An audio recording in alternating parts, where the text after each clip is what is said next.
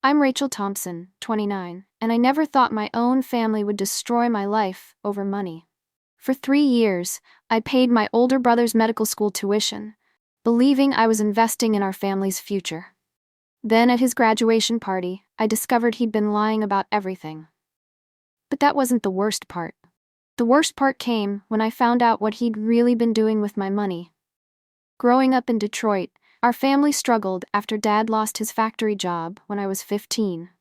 Mom worked double shifts as a nurse, but it wasn't enough. My brother Jake was always the golden child, the smart one who would make something of himself. I was decent at school, but not brilliant like Jake. Everyone said he'd be the one to lift our family out of poverty. When Jake got accepted to Wayne State Medical School, we celebrated like we'd won the lottery. But the tuition was crushing. Even with loans, there was a huge gap. That's when I made the decision that would haunt me for years. I promised to help cover the shortfall. I'd been working as a dental hygienist since finishing my program, saving everything I could. While my friends bought designer clothes and went on trips, I lived in our basement and saved every penny. I had dreams of opening my own dental practice, but Jake's education seemed more important. Family comes first, right? The deal was simple. I'd pay $2,000 monthly toward his tuition and living expenses for 4 years. In return, once he became a doctor, he'd help me open my practice. We even wrote it down on paper, though it wasn't anything fancy, just a promise between siblings. For 3 years, I never missed a payment. I worked extra shifts, took weekend jobs at urgent care clinics, and lived on cheap meals. I drove a beat-up Honda while Jake lived in a nice apartment near campus. Mom always praised me for being such a good sister, and I felt proud knowing I was helping Jake achieve his dreams. My friends thought I was crazy. "He's using you," my friend Lisa said constantly. But I believed in Jake. He was going to be Dr. Thompson, and our family would finally have respect in the community. Everything changed during Jake's final year. I started dating David, an accountant I met at a community event. He was kind, smart, and actually listened when I talked about my practice dreams. For the first time, I started thinking about my own future instead of just Jake's. David encouraged me to save for my business. "You've given enough," he said gently. "It's time to think about yourself." I began putting aside small amounts, telling myself it was okay to want something for me too. Jake noticed immediately. During a family dinner, he cornered me in the kitchen. "You're not having second thoughts about our deal, are you?" he asked, his voice cold. "Because I'm counting on you, Rachel. The family is counting on you." His words stung, but I pushed through. "I'm still helping you," I said. "I just need to think about my future too." Jake's expression darkened in a way I'd never seen before. "After everything I've sacrificed," he hissed. "You're being selfish, Rachel." Sacrificed? I wanted to scream. I was the one sacrificing everything for his dreams. But I stayed quiet, like always. That night, I lay awake wondering if I was really being selfish for wanting my own life. As Jake's graduation approached, I got more excited about our partnership. I'd already started looking at office spaces for my practice. David helped me create a business plan, and everything seemed to be falling into place. I just needed Jake to graduate and start earning, then we could make our dreams reality. But Jake seemed distant during his final months. He stopped calling as often and avoided talking about our future plans. When I brought up potential locations for my practice, he'd change the subject or say we'd discuss it after graduation. Mom noticed the tension between us. "Jake's just stressed about finals," she explained. "You know how important this is for him, for all of us." She was right. Jake's success would lift our whole family. I decided to be patient and wait for graduation. The graduation party was planned for our backyard. Mom invited everyone we knew, wanting to show off her doctor's son. I helped with preparations, excited to celebrate Jake's achievement and discuss our business plans. Finally, all my sacrifices would pay off. The day before graduation, I was cleaning Jake's old room when I found a folder of bank statements that had fallen behind his desk. Curiosity got the better of me, and I opened it. What I saw made my blood freeze. The statements showed deposits of $2,000 monthly, my payments. But there were also other deposits, large ones, from someone named Victoria Martinez. And the spending wasn't on tuition or living expenses. There were payments to luxury car dealerships, expensive restaurants, and vacation bookings. My hands shook as I flipped through months of statements. Jake had been getting money from someone else this whole time. The woman's deposits were even larger than mine. Who was Victoria Martinez, and why was she giving Jake thousands of dollars? I heard footsteps and quickly shoved the papers back. Jake walked in, stopping when he saw me near his desk. "What are you doing in here?" he asked sharply. "Just cleaning," I said, trying to sound normal, but inside, my mind was racing with questions I was afraid to ask. That night, I couldn't sleep. I kept thinking about those bank statements and the mysterious Victoria Martinez. Was Jake lying about needing my money? Had he been using me this whole time? The thought made me sick. I decided to investigate. Using social media, I searched for Victoria Martinez in Detroit. There were several, but one caught my attention. She was older, maybe 50, and her profile showed expensive clothes and jewelry. Her relationship status said, complicated. David found me staring at my laptop at 2 a.m. "What's wrong?" he asked, sitting beside me. I showed him what I'd found. His face grew serious as I explained about the bank statements and the mysterious woman. "Rachel," he said carefully, "I think your brother might be involved in something you don't know about." The way he said it made my stomach drop. "What do you mean?"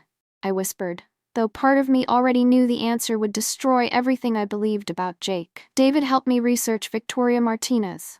We found her address, her job at a marketing firm, and something that made my heart sink.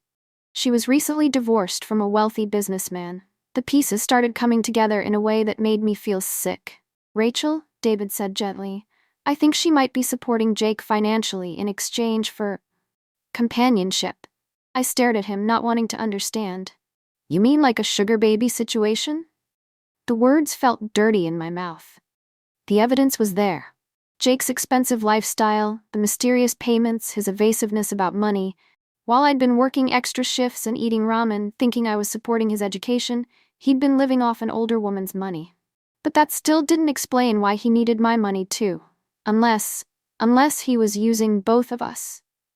Taking my money while pretending to be with Victoria. My brother, the golden child, was running some kind of con game. I felt like throwing up. 3 years of my life, 3 years of sacrifice, and for what? So Jake could live a double life while I struggled to make ends meet. The graduation ceremony was torture. I sat there watching Jake accept his diploma, knowing what I knew. Mom cried tears of joy, talking about how proud she was of her doctor son. Dad beamed and took photos. Everyone celebrated Jake's achievement while I sat there feeling hollow. After the ceremony, Jake hugged me tightly. "Thank you for everything, sis," he whispered. "I couldn't have done this without you." The hypocrisy made my skin crawl. I wanted to confront him right there, but something held me back. Maybe it was years of being told Jake was the important one, the one who mattered. Maybe it was fear of destroying the family celebration. Or maybe I just needed more proof before I accused my brother of being a liar and a fraud. Victoria Martinez was at the graduation. I spotted her in the crowd, wearing an expensive dress and watching Jake like a proud girlfriend. She even took photos with him, though they were careful not to look too intimate with family around. The graduation party started at 6 p.m. Our backyard was decorated with balloons and banners reading, "Congratulations, Dr. Thompson." Mom had spent weeks preparing food, and relatives came from across the state to celebrate Jake's achievement. I tried to act normal, but David could see I was struggling. "Do you want to leave?" he whispered during dinner. I shook my head. I needed to see how this played out. Maybe I was wrong. Maybe there was an explanation for everything.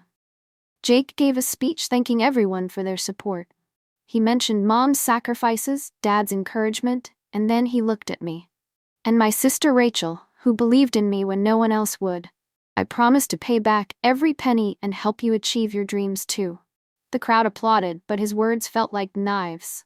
Pay back every penny? Help me achieve my dreams? He was still lying to everyone, including me. Victoria Martinez stood at the back of the crowd, smiling like she knew a secret. After dinner, I was carrying dishes inside when I overheard Jake talking on his phone in the garage. The door was slightly open, and his voice carried clearly in the quiet evening air. "Yes, Victoria, everything went perfectly," he said. No, she doesn't suspect anything. Rachel's too trusting to figure it out. My blood turned to ice. He was talking about me. The family loves you, but we need to be careful for a few more weeks until I start residency. I crept closer, my heart pounding. What about the partnership with Rachel? Victoria's voice came through the speaker, sounding annoyed. You promised that wouldn't be an issue. Jake laughed, a sound I'd never heard before. Cold and calculating. Don't worry about Rachel. She's been useful, but now that I'm graduating, I don't need her money anymore. I'll string her along for a while, then find excuses to delay the partnership. Eventually, she'll give up and find something else to do with her life. I felt like I'd been punched in the stomach. Everything I'd believed about Jake, about our relationship, about our future partnership. All lies. I stumbled back to the party in shock. Jake was still on the phone, planning how to get rid of me now that I'd served my purpose. David took one look at my face and led me to a quiet corner of the yard. What happened? He whispered. Through tears, I told him what I'd overheard. David's jaw tightened with anger. That bastard, he muttered. 3 years, Rachel. 3 years of your life and money, and he was planning to dump you this whole time. The worst part was how stupid I felt. Everyone had warned me. Lisa, David, even some of my coworkers had suggested Jake was using me. But I defended him every time, believing in the bond between siblings that apparently only existed in my head. What are you going to do? David asked. I looked across the yard at Jake, who was now back to playing the perfect son and brother, accepting congratulations and praise from relatives who had no idea what kind of person he really was. I don't know, I whispered. But deep down, something was changing inside me. The hurt was transforming into something else. Something harder and colder. The party continued around me, but I felt like I was watching it through glass. Jake worked the crowd like a politician, charming everyone with stories about medical school and his bright future. Victoria Martinez had left early, probably to avoid suspicion. When people asked about my plans, I found myself unable to speak. What could I say? That I'd wasted 3 years supporting a brother who'd been lying to me? That my dreams of partnership were just another one of his lies? Mom pulled me aside during the evening. You look upset, honey? Are you okay? For a moment, I considered telling her everything, but then I saw how happy she was, how proud. Jake was her golden child, her success story. Would she even believe me? I'm just tired, I said instead. It's been a long day. Mom hugged me tightly. I'm so proud of both my children. Jake for becoming a doctor, and you for being such a wonderful sister. The partnership between you two is going to be amazing. Her words were like salt in an open wound. She had no idea that Jake had never intended to honor any partnership with me. That night, David and I sat in my apartment, planning my next move. I had copies of the bank statements I'd found, though I wasn't sure they proved anything illegal. Jake hadn't stolen from me. I'd given him the money willingly. But he'd lied about needing it, and he'd certainly lied about our partnership agreement. You need to confront him, David said. At least get your money back. I knew he was right, but the thought terrified me. Jake had always been the dominant one in our relationship. Even now, knowing what I knew, part of me still feared disappointing him. What if he denies everything? I asked. What if he says I misunderstood? David showed me his phone. That's why I recorded him tonight. My eyes widened. While I'd been listening to Jake's phone conversation, David had been recording it on his phone from another angle. Jake's voice came through clearly. Don't worry about Rachel. She's been useful, but now that I'm graduating, I don't need her money anymore. The evidence was undeniable. My brother had used me and planned to discard me like garbage. I called Jake the next morning, my hands shaking as I dialed. Hey sis, he answered cheerfully. Great party last night, wasn't it? I meant what I said in my speech. I'm going to make this up to you. Actually, Jake, that's what I wanted to talk about. Can we meet for coffee? I'd like to discuss our partnership plans. There was a brief pause. Sure, but I'm pretty busy with residency prep. How about next week? Next week would become next month. Then next year. I could see the pattern starting already. It's important, Jake. Today would be better. Another pause, longer this time. Okay, fine. How about that place on Main Street at 2 p.m.? After hanging up, I sat staring at my phone. This was it. After years of being the supportive little sister, I was finally going to stand up for myself. The thought was terrifying and thrilling at the same time. David offered to come with me, but I knew this was something I had to do alone. "Just be strong," he said, kissing my forehead. "Remember what he's done to you." The coffee shop was busy with lunch crowds when I arrived. Jake was already there, looking handsome and confident in his expensive clothes I'd helped pay for, I realized bitterly. He stood and hugged me like nothing had changed. "So, what's so urgent?" he asked as we sat down.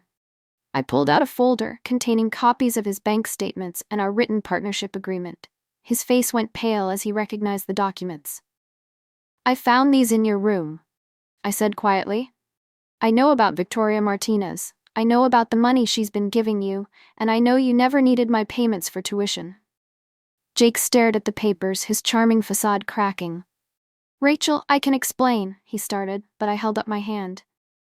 "I also heard your phone conversation last night, about how I've been useful, but you don't need my money anymore, about how you plan to string me along and then find excuses to avoid our partnership." Jake's mouth opened and closed like a fish. For the first time in my life, my big brother was speechless. "It's not what you think," Jake finally said, but his voice lacked conviction. "Victoria and I... It's complicated. And yes, I didn't need all your money, but I wanted to make sure I had backup funds for emergencies." "Backup funds?" I couldn't believe what I was hearing. "Jake, I worked extra shifts for 3 years. I lived in Mom and Dad's basement eating ramen while you lived in luxury with money from your sugar mama. I gave up my dreams so you could live a lie." Jake's face hardened. "Don't call her that. Victoria and I have a genuine relationship, and I never asked you to sacrifice everything. You chose to help me." His casual dismissal of my sacrifices made my anger flare. "You made me choose by lying about needing the money. And what about our partnership? Was any of that real?" Jake looked away, unable to meet my eyes. "Things change, Rachel. I'm going to be a doctor. I'll have different opportunities now." "Different opportunities that don't include your sister who supported you for 3 years?" I said bitterly. "How convenient that you don't need me anymore now that you've gotten what you wanted." "Look," Jake said, leaning forward, "I'll pay you back. Every penny, with interest. But this partnership thing? It was never gonna work. We want different things now." His casual dismissal of our agreement, of my dreams, was the final straw. "You're right," I said, standing up. "We do want different things. You want to use people and throw them away when you're done? I want relationships built on honesty and respect." Jake reached for my arm, but I pulled away. "Rachel, don't be dramatic. We're family. This doesn't have to ruin everything between us." The word family felt like a joke now. Family members don't lie and manipulate each other for years. "You're right, it doesn't have to ruin everything," I said, "because there's nothing left to ruin. You destroyed it yourself." I gathered the papers and stood to leave. Jake called after me, but I kept walking. Outside the coffee shop, I called David with shaking hands. "How did it go?" he asked. "About as expected," I said. He admitted everything but acted like it was no big deal, like I was being dramatic for being upset.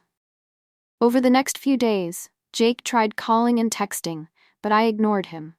Mom called too, confused about why Jake seemed upset and why I wasn't answering his calls. I wasn't ready to explain everything yet. I needed time to process what had happened and decide what to do next. David suggested I talk to a lawyer about getting my money back, but I wasn't sure I wanted to go that route. Taking legal action against my own brother felt like crossing a line I wasn't ready to cross, even after everything he'd done. Then Victoria Martinez called me. I almost didn't answer the unknown number, but curiosity won. "Is this Rachel Thompson?" she asked. "I think we need to talk." My heart pounded. What could Jake's sugar mama possibly want with me? "Jake told me about your conversation," she continued. "I think there's more you should know about your brother, things that might help you make decisions about your future." Her voice was calm, but there was an edge to it that made me nervous. "What kind of things?" I asked carefully. "The kind that are better discussed in person. Can we meet?" Against David's advice, I agreed to meet Victoria at an upscale restaurant downtown. She was waiting when I arrived, looking elegant and expensive. Up close, she was beautiful for her age, but there was a hardness in her eyes that made me uncomfortable. "Thank you for coming," she said as I sat down. "I imagine this is awkward for you." That was an understatement. Jake doesn't know we're meeting. In fact, he'd probably be furious if he found out. "Why did you want to see me?" I asked directly. Victoria smiled, but it didn't reach her eyes. "Because I think we've both been played by your brother, and it's time we knew the truth about each other." She opened her purse and pulled out her own folder of documents.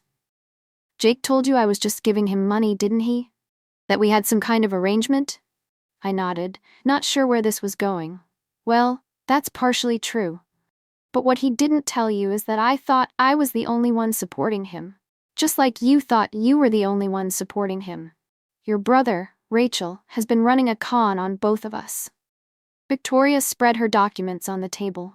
Bank statements, text messages, photos of expensive gifts she'd bought Jake. "I met your brother 2 years ago at a charity event. He told me he was struggling to pay for medical school, that his family was poor and couldn't help him." My stomach sank as she continued. "He said he was working multiple jobs but still couldn't make ends meet. I felt sorry for him, this handsome young man trying to better himself, so I started helping with his expenses." "How much?" I asked, though I dreaded the answer. "About $3,000 a month for 2 years. Plus gifts, vacations, expensive dinners. I'd estimate around $100,000 total." The number hit me like a physical blow. "But here's the really sick part," Victoria continued, her voice getting harder. "Last week, Jake asked me to help him buy a house. Said once his residency started we could get married and I could support him while he established his practice. He wanted me to co-sign a mortgage for $500,000. I stared at her in horror. "You were gonna marry him?" Victoria's laugh was bitter. "I was considering it. Until I did some investigating and found out about you, and probably others. Your brother is a professional user, Rachel. We're not his first victims." "Others?" I managed to ask. Victoria nodded grimly. "I hired a private investigator after something felt off about Jake's stories. Did you know he's been in relationships with at least 3 other older women over the past 5 years? All of them financially supported him in various ways." She showed me photos and documents. Women in their 40s and 50s, all successful, all apparently smitten with my charming brother. He has a type, successful older women who are either divorced or lonely. He finds their weak spots and exploits them. "This can't be real," I whispered, but the evidence was overwhelming. Jake wasn't just a liar who'd used his sister's generosity. He was a serial manipulator who targeted vulnerable women for financial gain. The investigator found a storage unit Jake rents under a false name. It's full of expensive gifts from his various girlfriends, jewelry, electronics, art, things he claimed to need money for but actually received as gifts. Victoria's voice was ice cold now. "I want him exposed, Rachel. I want him to face consequences for what he's done to us and who knows how many others. But I need your help to do it." "What kind of help?" I asked, though part of me already knew I was going to say yes. Jake had destroyed my trust, stolen my money, and apparently made a career out of manipulating women. He deserved whatever was coming to him. "The other women need to know who they're really dealing with," Victoria said. "And the medical board should know what kind of person they're licensing. Doctors are supposed to have moral character, aren't they?" She was right. Jake was about to start treating patients. People who would trust him with their lives. They deserved to know they were dealing with someone who had no problem lying and manipulating for personal gain. "I have contact information for his other victims," Victoria continued. "If we coordinate our stories and present evidence together, it'll be much harder for Jake to dismiss us as bitter women making things up." The idea of confronting Jake with an army of women he'd wronged was appealing and terrifying. "What about your family?" Victoria asked.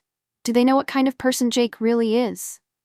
I thought about Mom and Dad, how proud they were of their doctor son. "They have no idea. This will destroy them." "Maybe they deserve to know the truth about their golden child," Victoria said coldly. That night, I told David everything Victoria had shared. He was quiet for a long time after I finished. "This is bigger than we thought," he finally said. "Jake isn't just a user, he's a predator, a professional con artist." Victoria wants to expose him to everyone, the medical board, his other victims, even our parents. Part of me wants revenge, but another part of me is scared about what this will do to our family. David took my hands in his.